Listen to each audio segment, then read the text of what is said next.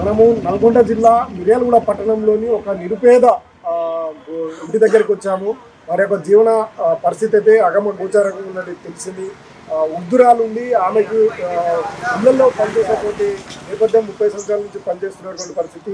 ఆ తర్వాత ఆమెకు పని కూడా రాకపోవడంతో ఒక అంగవైకల్యం కలిగి మానసిక స్థితి సక్రమంగా లేని కూతురు కూడా ఉండడంతో వారి జీవన పరిస్థితి అగమ గోచారంగా ఉంది. కిరాయి ఇంట్లలో ఉంటూ ఆమెకు వస్తున్నటువంటి పెన్షన్ తోటే నెల నెల గడుపుకుంటూ కాలం గడుపుకుంటూ జీవనాన్ని కొనసాగిస్తూ తీవ్రమైనటువంటి మనోవేదన గురవుతున్నటువంటి కుటుంబాన్ని అసలు వారి యొక్క జీవన పరిస్థితి ఎట్లా ఉందో మనం ఇంటి ఇల్లు అది కిరాయి పూర్తిగా ఇటువంటి పరిస్థితుల్లో ఉన్నటువంటి అగమగోచరంగా ఉన్నటువంటి ఈ జీవన శైలి కలిగినటువంటి వీరిని మానసిక స్థితిని వీరి జీవన విధానాన్ని ఒకసారి మనం తెలుసుకుందాం. ఇప్పుడు మనము మిర్యాలగూడ పట్టణంలో నల్గొండ జిల్లా మిర్యాలగూడ పట్టణంలో ఉన్నాం. ఒక నిరుపేద ప్రస్తుతానికి వారికి ఎవరు కూడా అండదండలు లేవు, వారికి ఎటువంటి సహాయ సహకారం కూడా అందట్లేదు. అదేవిధంగా ఇద్దరే ఉన్నారు, ఒక వృద్ధురాలు, అదేవిధంగా అంగవైకల్యము కలిగినటువంటి మానసిక స్థితి సక్రంగా లేనటువంటి ఒక కూతురు కూడా ఉంది. వారి జీవన పరిస్థితి అయితే వర్ణనాతీతంగా ఉందని చెప్పొచ్చు. వారి జీవనము ఏ విధంగా కొనసాగుతుంది, వారికి ప్రభుత్వం నుండి ఏమైనా అందుతున్నాయా, వారికి వీరు ఉంటున్నటువంటి ఇల్లు కూడా సొంత ఇల్లు కాదట. దాంతో వారు తీవ్రమైనటువంటి మనోవేదనకు గురవుతున్నారు. బెల్టీవీ దృష్టికి రావడంతో వివిధ 6 గ్యారంటీల్లో ప్రభుత్వము తీసుకుంటున్నటువంటి నిర్ణయాల్లో ఇటువంటి లబ్ధిదారులకు చేకూరుస్తుందా లేదా, వారికి ఆ నమ్మకం ఉందా లేదా, ఇటువంటి వారిని ఎంపిక చేయాలని కోరుతూ నిర్వహిస్తున్నటువంటి సర్వేలో ఈ గ్రామానికి రావడం జరిగింది. ఆ పరిస్థితి, ఆ జీవన స్థితి, ఏ విధంగా ఉంది వాళ్ళ జీవన పరిస్థితి అనేది మనం తెలుసుకుందాం. నమస్తే అండి. నమస్తే మా ఏం పేరమ్మా? నా పేరు పూసపాటి నాగేంద్రమ్మయ్య. నేను 35 సంవత్సరాల నుంచి ముత్తిరెడ్డి కుట్టులోనే ఉంటున్నా. దాన్ని ఎవరు సహాయకారం ఏం అందించలేదు. ఒక పింఛన్ వస్తే కిరాయి కట్టుకుంటున్నాను. సొంత ఇల్లు కాదు, కాదు. 3000 సార్. 3000 పింఛన్ ఎంత వస్తుంది? 2016లో ఇస్తాను సార్. మరి ఎట్లా నీకు ఇంతకాలం ఏం పని చేసినావు? ఇళ్లలో పని చేసిన. ఇళ్లలో పని చేసేది? ఇళ్లలో పని చేసి ఇన్ని రోజులు బతికిన కిరాయి కట్టుకుంటా. ఇప్పుడు నాకు పని ఎవ్వరు ఇట్లే సారు. ఎందుకంటే నువ్వు 60 సంవత్సరాలు వచ్చినాయి, నువ్వు పని దారి కింద పడితే మేము నీకు పెట్టుకోవాల్సి వస్తుంది అని నాకు ఎవరు పని ఇట్లేదు సార్. ఇటలే ఎవ్వరు లేని దిక్కు లేని ఆరోగ్యం. మన హైదరాబాద్ లో అడుక్కొని డాక్టర్ అమ్మని ఇయ్యరావు వెంబరావుని అడుక్కొని ఆఫీస్ 30 కుట్లు పడ్డాయి సార్. నా అమ్మాయి కూడా పని చేత కాదు. మీ జీవన సాయం కాకపోతే సాపులో కూడా పోయి అటు పోయి బైపాస్కి వెళ్ళి పోయి అడకొచ్చుకుంటున్నాం సార్. ఆడకొచ్చి ఇంకా మా సొంత మా అమ్మగారిని పిలిపాడు. అక్కడికి వచ్చి 35 సంవత్సరాలు అయింది. ఇక్కడ మా పిల్లలు చిన్న పిల్లప్పుడు వచ్చినాయి. అబ్బాయిలు ఆడికి పోయి చనిపోయింది. మా ఆయన పెళ్లి బాగానే ఉంది అప్పుడు. అమ్మాయి పెళ్లి కార్డు ఇస్తానికి పోయి వాడపల్లి బస్ స్టాండ్ లో చచ్చిపోయింది సార్. ఇదే ఇబ్బందిలో ఉన్నాం. ఏం రావట్లేదు, ఇల్లు లేదు, ఎవరన్నా సాయం చేసే వాళ్ళు కూడా లేదు సార్. ఈ మిర్యాల కూడా నేను ఎవరిని అడగలేదు సార్. అడిగితే ఎవరు ఇయ్యరు. ఇక్కడ మిర్యాలగూడలో 10 రూపాయలు కూడా ఇయ్యరు. హైదరాబాద్ అడుక్కొని చేపించుకొచ్చుకున్నా. హైదరాబాద్ లో పేగు రంధ్రం పడ్డది. రంధ్రం పడేసరికి సాగు బతుకుల్లో ఒక్క గంట అయితే చచ్చిపోద్ది అన్నాడు.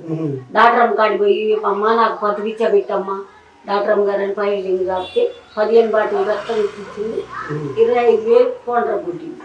తర్వాత ఇయ్యారావు గారు, హైదరాబాద్ ఇయ్యారావు గారు మేము వచ్చేటప్పుడు 75,000 బిల్ వేసాను సార్ నాకు. అయితే మా తల్లి పిల్ల పేరు రాసుకొని కొట్టే సార్ కాడు పోమంటే పోయినా.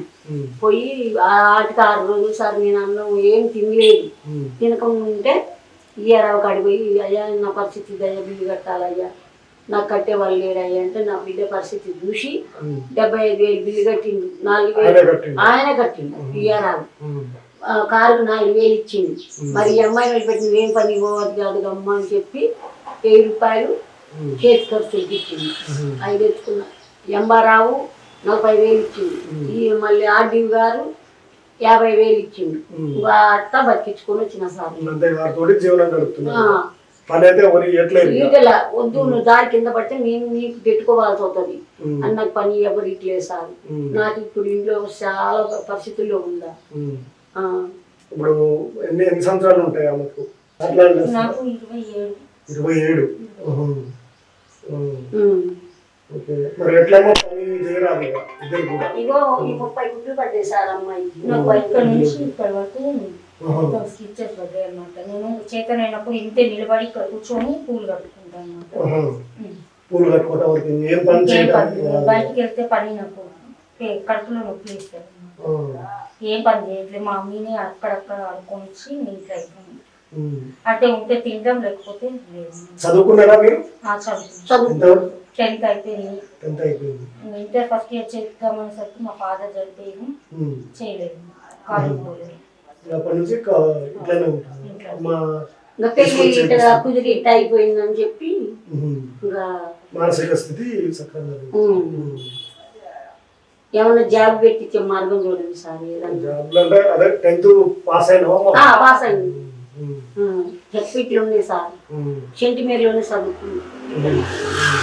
అన్ని పాస్ అయిన ఉన్నాయి. ఏమన్నా ఏ సేపటి ఏముంది కానీ ఇల్లు ఒకటి వస్తే మేము ఆ పింఛన్ మీద ఇంటికి రాయి లేకుండా బతుకుతామని ఇది ఒక్కటి మాకు ఇల్లు ఒకటి వస్తే చాలు, మాకు ఏం అవసరం లేదు. గవర్నమెంట్ నుంచి వచ్చే అయితే మాకు ఏది వద్దు కానీ ఇల్లు ఒకటి ఉంటే రేపన్నా నేను చచ్చిపోతే రోడ్డు మీద పడేయకుండా ఒక ఇల్లు ఉంటే ఉంటాం. ఒకరు లేకపోయినా ఒకరు అంతే, మాకు ఏం అవసరం. ఆఫీసు చెప్తుంది ఈ అమ్మాయిని ఎవరు పెళ్లి చేసుకోవట్లేదు సార్, అది నా బాధ. నేనేమన్నా అయిపోతే ఈ అమ్మాయి పరిస్థితి ఏమైపోద్ది అనే డౌట్ నాకు. నేను ఏం చేయాలి సార్? ఎవరైనా ఈ మిర్యాలగూడలో సాయం చేసేవాళ్ళు ఎప్పుడు లేదు, చెయ్యరు కూడా. కాకపోతే బిఎల్ఆర్ సార్ నాకు ఆపరేషన్ ఏమి ఉంటే మాకు బియ్యం హెల్ప్ చేసిరు అనమాట. ఇంటికి పంపించారు బిఎల్ఆర్ సార్ తప్ప నాకు ఎవరు నా ఫ్రెండ్స్ పంపించారు. మా ఫ్రెండ్ దినేష్ అన్నమాట, ఆయన మాత్రం నాకు ఆపరేషన్కి 1,00,000 రూపాయలు హెల్ప్ చేసాను. మిగతా అన్ని మా మమ్మీ అడుక్కొని వచ్చి చేయించాను. ఏ నుంచి ఆసుకపోవడానికి అంబులెన్స్ ఖర్చు. అబ్బాయి దినేష్ అని అక్కడ ఉంటాడు, ఆ అబ్బాయి చేసింది సార్. దినేష్ దినేష్ అసలు మాకు కష్టం అంటే తనకు చేతనైనంత మాకు పంపిస్తారు కంపల్సరీ. అవును సార్. చాలా మంచి ప్రభుత్వం నుంచి మీకు ఒక ఇల్లు ఇవ్వాలి, ఏదైనా లబ్ధి ఏదైనా ఇస్తే చేయగలుగుతామమ్మా? చేస్తా సార్, చేస్తా తప్పకుండా. కాకపోతే కూర్చొని ఏదైనా చేస్తా కానీ ఏమన్నా తోమేది ఇంట్లో పడిపోతే కడుపులో పెయిన్ వస్తుంది అనమాట. ఒక నెల చేసినా కానీ చేసిన ఆపరేషన్ అయిన తర్వాత ఒక 7 months తర్వాత పోయినా కానీ బాగా నాకు కడుపు ఇక్కడ వాపు వస్తుంది అనమాట కూర్చుంటే. అందుకోసమే పోలేదు, బంద్ చేసేసిన అనమాట. మళ్ళీ సడన్ గా ఏమన్నా అయితే మాకు పెట్టే వాళ్ళు కూడా ఎవరు లేదు కదా సార్. మళ్ళీ లక్షలు అంటే ఎక్కడి నుంచి మీన్స్ లో చేయించింది అనమాట. గవర్నమెంట్ లో కాదు, ప్రైవేట్ హాస్పిటల్ అని చేయించింది. 3 లక్షలు అయినాయి అనమాట. మేము అట్లా జరుగుతుంది నాకు గవర్నమెంట్ నుంచి ఒక ఇల్లు ఒక్కటి వస్తే ఎంత పెట్టుకుంటారో హ్యాపీ అంటే అందరికి లేనోళ్ళకి ఏమి ఇవ్వట్లేదు. పోయినసారి కూడా అప్లై చేసి అయితే చేసిన అందరికి ఉన్నోళ్ళకి ఇక్కడ లేని వాళ్ళకి ఎక్కడెక్కడో ఉన్నోళ్ళకి వచ్చింది కానీ మాకు రాలేదు. కౌన్సిలర్ ఇంటి ముందే పోయి వచ్చింది. ఏంది అంకుల్ ఇట్లా చేయడం మీకు ఏమైనా కరెక్టేనా అంకుల్ అని తెలిస్తే వాళ్ళకి లక్లో వచ్చిందమ్మా, ఏం చేస్తాం. అప్పటికప్పుడు వేసిన వాళ్ళ పేర్లేమో వచ్చింది, ఎప్పటి నుంచో వేసిన పేర్లేమో రాలేదు. అసలు అందులో మాకు ఏందో లేదో కూడా ఇప్పటికీ డౌట్ అయినా జరిగింది సార్. ఇంకా మా పరిస్థితి ఊరట ఉండదు సార్. ఇప్పుడు తెచ్చిన పింఛన చాలా పోయి అటు బైపాస్కి వెళ్ళి పోయి అడుక్కొని తచ్చమ్మాయి కలిపి కడుతున్నా సార్. మరి ఎక్కడ పోయి ఉంటాం? ఆడపిల్లని పెట్టుకుని పోయి ఆడపిల్లని పెట్టుకుని ఎక్కడ ఉంటుంది? అది నా పరిస్థితి సార్. ఇల్లు ఇవ్వాలి గవర్నమెంట్. నాకు పెద్ద మనిషిని కాబట్టి వచ్చే పింఛన సాయంత్రం లేదు, ఎవరు పనికి ఇవ్వట్లేదు. గవర్నమెంట్ ఏమన్నా సాయం చేపియండి నాకు, అది నాకు కావాల్సింది. నాకు అంతకంటే కోరిక ఏం లేదు. ఎందుకంటే భర్త లేడు, కొడుకులు లేడు, ఎవరు లేడు. మా ఇద్దరికి మేము ఇద్దరం అంతే. తల్లి పిల్లలు ఇంకా మాకు ఎవరు లేదు సార్.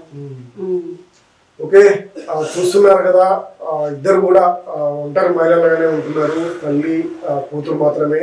ఆమెకు మానసిక స్థితి కూడా సక్రంగా లేదు, ఆరోగ్య పరిస్థితి కూడా బాగాలేకపోవడము. వాళ్ళ ఆరోగ్య పరిస్థితి అయితే వర్ణాతీతంగా ఉంది. ఆ పింఛన్ మీదనే వాళ్ళకి వచ్చే 2016 3,000 కిరాయి ఇది.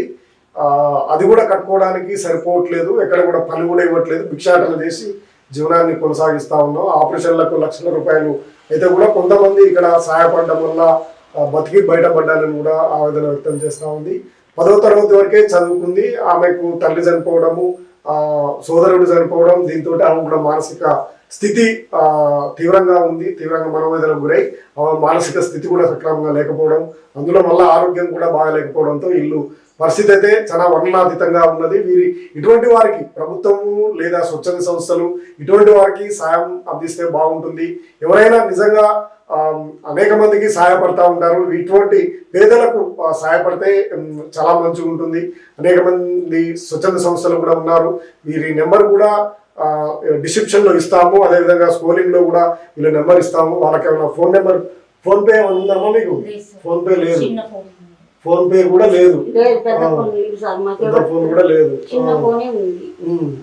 ఎవరికన్నా చేసుకోవాలన్నా చెందాలన్నా ఆ ఫోన్ తోటే ఆఫీసింగ్ చేయించుకోవచ్చు. ఆ ఫోన్ తోటే. మరి మీకు ఎక్కడ ఏమైనా డబ్బులు పంపాలంటే ఎవరి నెంబర్కి వేయాలి? డబ్బులు పంపాలంటే ఇంకా ఊరు పక్క వాళ్ళు నెంబర్ తీసుకుని ఇప్పించుకుంటాం. ఇస్తాం. ఎవరిదైనా నెంబరు వాళ్ళది ఎవరిదైనా నెంబర్ ఇస్తారట, ఫోన్ పే నెంబరు. ఆ నెంబర్ మేము యాడ్ చేస్తాము. అటువంటి వాళ్ళు ఎవరైనా సాయం చేయాలనుకుంటే మాత్రం నిజంగా చాలా ఇబ్బందికరమైన పరిస్థితులు అయితే వీళ్ళది జీవనం అయితే కొనసాగుతుంది. అందుకే అందరూ కూడా ఎక్కడ ఈ వీడియో చూసినటువంటి వారందరూ కూడా ఇటువంటి వారికి సహాయపడితే కొంతవరకైనా వాళ్ళ జీవనానికి ఉపయోగపడే అవకాశం ఉంది. అట్లాగే ప్రభుత్వం కూడా వీరికి ఇటువంటి నిరుపేదలైనటువంటి ఇటువంటి వారికి అందించాలి. 6 గ్యారంటీ పథకాలు అయితే ఏదైతే సర్వే చేస్తూ ఉన్నారో అందులో ప్రధానంగా ఇటువంటి వారికి లబ్ధి చేకూరే విధంగా 6 గ్యారంటీ పథకాలతో పాటు ఆమెకి ఉద్యోగ వృత్తిని కూడా ఏదైనా ఉద్యోగం లేదా ఆమెకు కూడా పెన్షన్ లాంటిది, మానసిక స్థితి కూడా బాగాలేదు కాబట్టి ఆమె కూడా ఏదైనా పెన్షన్ లాగా ఇస్తే తప్ప వీరి యొక్క జీవనము అగమగోచారంగా కనిపిస్తుంది. ప్రభుత్వం కూడా ఇటువంటి వారిని ఆదరించి వారికి ప్రత్యేకమైనటువంటి కోటాలను కేటాయించని వారికి జీవన ప్రతి గురించి పని చేసుకోలేని పరిస్థితి, ఆమె చేయాలనుకున్నా కానీ ఎవరైనా పని ఇచ్చినా కానీ చేసే పరిస్థితి లేదు, ఆరోగ్య పరిస్థితి, మానసిక పరిస్థితి. కాబట్టి ఇటువంటి వారికి సాయం చేయాలనుకునే వారు మాత్రం ఈ వీడియో చూసి వారికి అందించగలరు.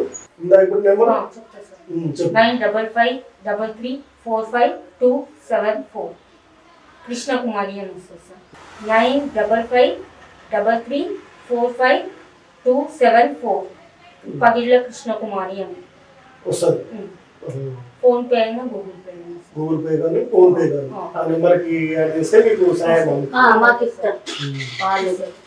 అందుకే ఫ్రెండ్స్ ఈ వీడియో చూస్తున్నటువంటి స్వచ్ఛంద సంస్థలు కానీ మానవ హృదయం కలిగినటువంటి వారు ఎవరైనా సరే ఇటువంటి వారికి సాయం అందించండి. మీకు తోచిన కాడికి ₹1 కానీ ₹10 కానివ్వండి, ₹100 కానివ్వండి, ఎంతైనా మీకు తోచినటువంటి సాయాన్ని అందిస్తే వారి యొక్క జీవనం అయితే గడుస్తుంది ఇబ్బంది లేకుండా. అందుకే అందరూ కూడా ఎన్నో డబ్బులు వస్తుంటాయి పోతుంటాయి కాబట్టి ఇటువంటి నిరుపేదలకు మనము సహాయ సహకారాలు అందిస్తే బాగుంటుంది. చూస్తూనే ఉండండి బులెటిన్ వాయిస్ ఆఫ్ వాయిసెస్.